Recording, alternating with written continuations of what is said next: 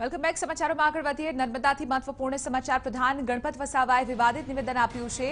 રાહુલ ગાંધીની ગલુડિયા સાથે તુલના કરી. આપણે જણાવી દઈએ કે અહીં કહ્યું કે રાહુલ ગાંધી ઊભા થાય તો કૂતરાનું ગલુડિયું ઊભું થાય તેવું લાગે છે. પાકિસ્તાન ચીન એક રોટલી આપે તો પણ ચાલે. મહત્વની વાત છે કે વિવાદાસ્પદ નિવેદન ગણપત વસાવાએ અગાઉ પણ આપ્યું છે.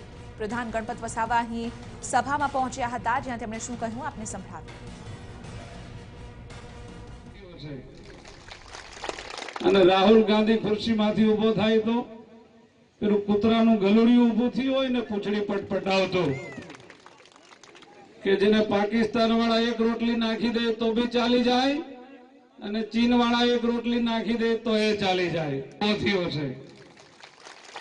અને રાહુલ ગાંધી ખુરશીમાંથી ઊભો થાય તો પેલું કૂતરાનું ગલુડિયું ઊભું થયું હોય ને પૂંછડી પટપટાવતો,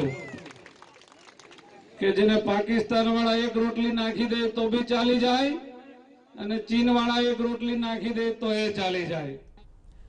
તો આજ મુદ્દે વધુ જાણકારી મેળવીશું ટીવી 9ના સંવાદદાતા વિશાલ પાઠક પાસેથી. વિશાલ, જે રીતે પ્રચાર થઈ રહ્યો છે વિવાદાસ્પદ નિવેદનોમાં હવે વધુ એક નિવેદન જોડાઈ ચૂક્યું છે.